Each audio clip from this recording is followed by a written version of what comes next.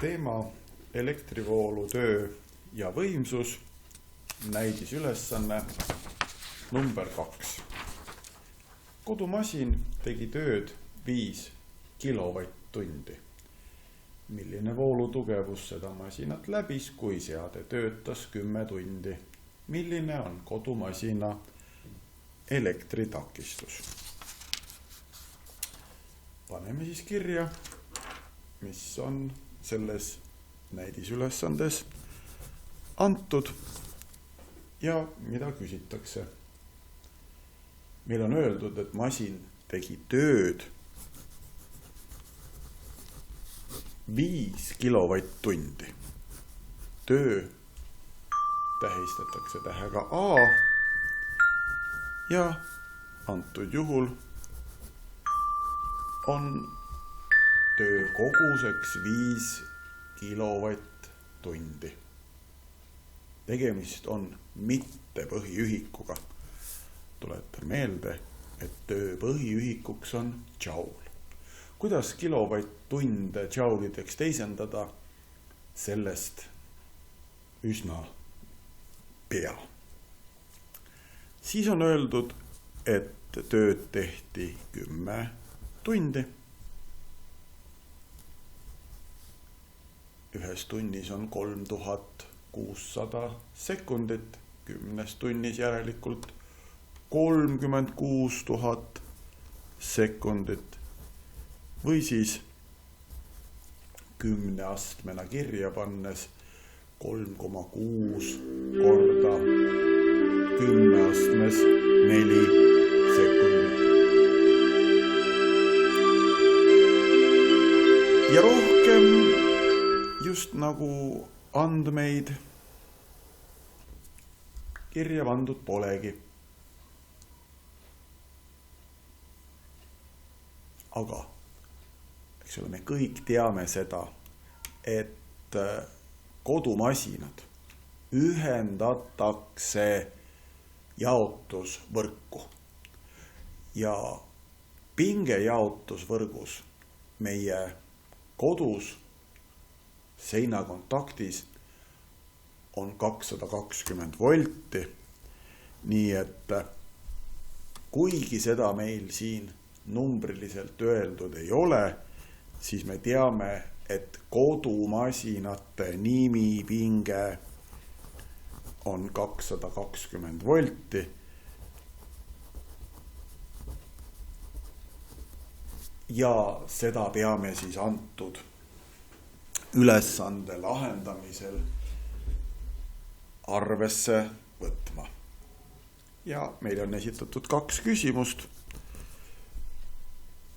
Milline on voolutugevus ja milline on takistus? Nii, salvestust katkestati korra. Aga ehk ülesandes seda küsitud ei ole. Me võime veel täiendavalt ühe küsimuse esitada. Ehk me võime küsida veel, et milline on selle masina võimsus. Ja enne kui hakata siis valemitega askeldama, räägime ära siis selle, et mis ühik on kilovatt-tund ja kuidas ta on seotud põhiühikuga.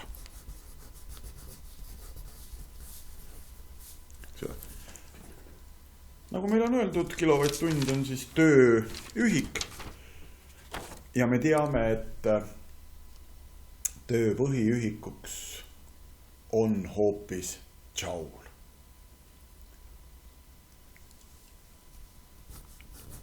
Selle võimsus leitakse kui tehtud töö ja kulunud aja jagatis.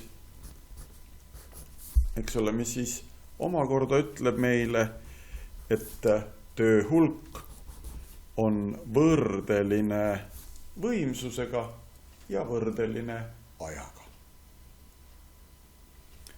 Me teame, et võimsuse põhiühikuks on vatt ja aja põhiühikuks on sekund. Ja nii nagu siin valemis, eks ole, võimsuse ja aja korrutamisel saadakse töö, nii saadakse võimsuse ühiku ja ajaühiku korrutamisel tööühik joule. Nii et joule on vatti ja sekundi korrutis. Kilovatt-tund on samuti võimsuse ühiku ja ajaühiku korrutis. Aga siin ei ole omavahel korrutatud mitte põhiühikud, vaid on korrutatud mitte põhiühikud, ehk siis võimsuse ühik kilovatt ja ajaühik tund.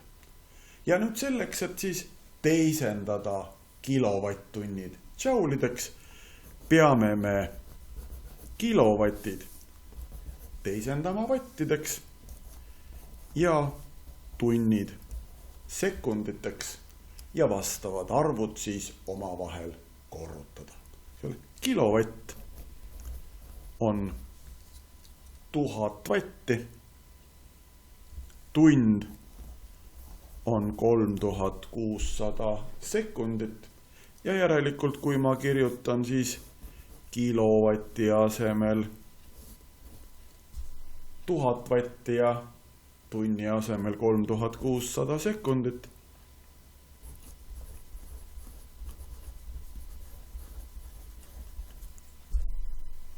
ja nad omavahel korrutan, siis ma saan, et 1 kilovatt-tund on 3,6 miljonit jouli.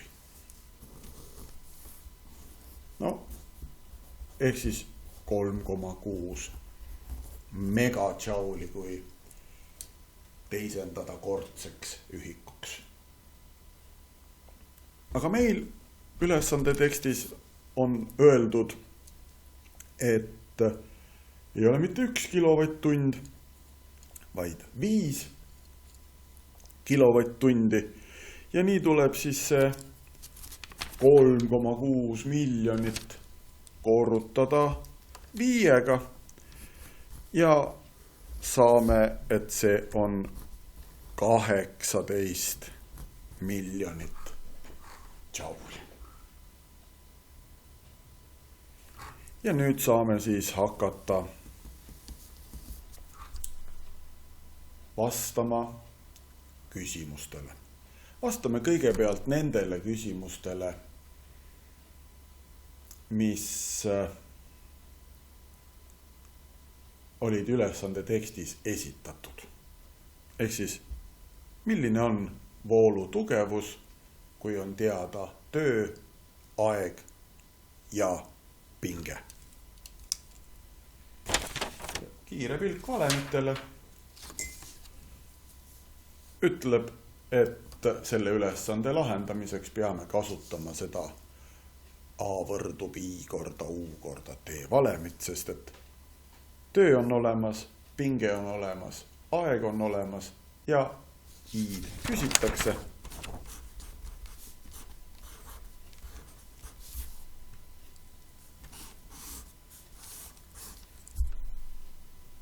Ja eks ole, nagu ikka, puuduva teguri leidmiseks katame siis selle otsitava teguri kinni ja jagame avaldist tema kõrval olevate ülejäänud teguritega U ja T-ga.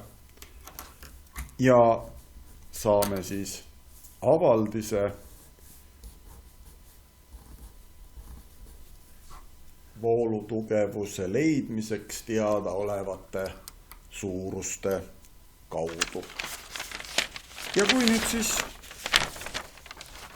eks ole, sellesse avaldisse arvud asemele panna, murrujoone peal on siis 1,8 korda 10 astmes 7 ja murrujoone all 220 volti ja 36 000 sekundit. Siis numbreid kalkulaatorisse toksides saame me vastuseks ligikaudu 2,3 amprit.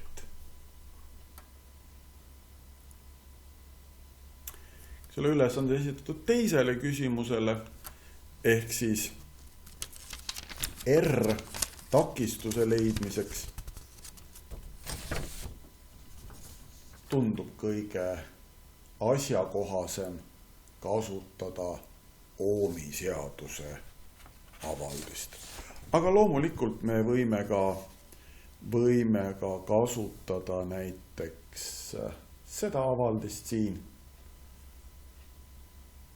või seda, aga miks teha oma elu keerulisemaks, kui Ohmi seadus igal juhul kehtib. Ehk siis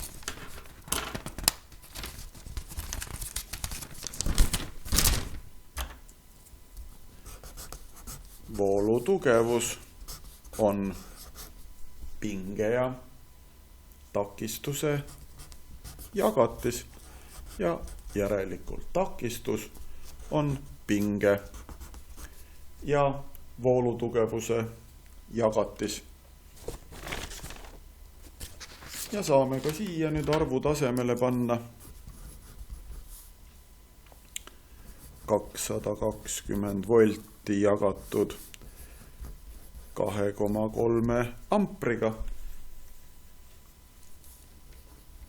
Ja arvusid siis kalkulaatorisse toksides saame vastuseks 95,7 ohmi, mille võib südamerahuga ümardada ka 96 ohmiks.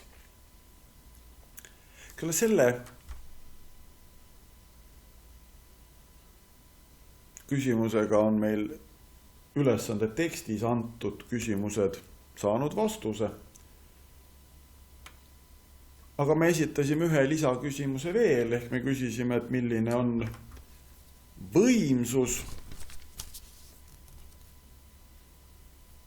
Ja kuna meil on aeg ja töö antud, siis saame me võimsust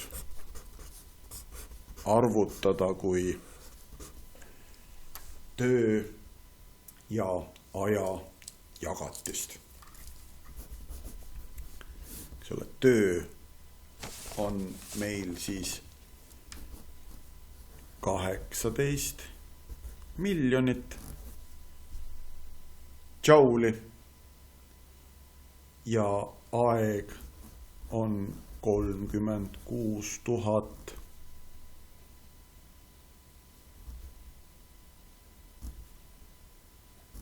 sekundit. Ja toksides nüüd ka need numbrid kalkulaatorisse, saame vastuseks 500 vatti.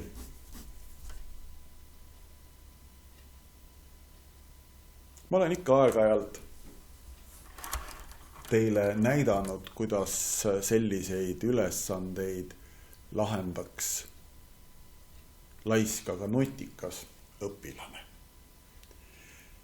Ja laisk, aga nutikas õpilane, teades, et meil on antud töö kilovatt-tundides ja aeg tundides, oleks teinud sellise tehte, kus siis 5 kilovatt-tundi oleks jaganud 10 tunniga. 5 jagatud 10-ga on 0,5, eks ole, murrujoone peal on tund ja murrujoone all on tund. Need tunnid saame ära taandada ja laisk, aga nutikas õpilane oleks saanud selle ülesande vastuseks 0,5 kilovatti, mis on ju täpselt needsamad 500 vatti, mida me põhiühikutega arvutades vastuseks saime.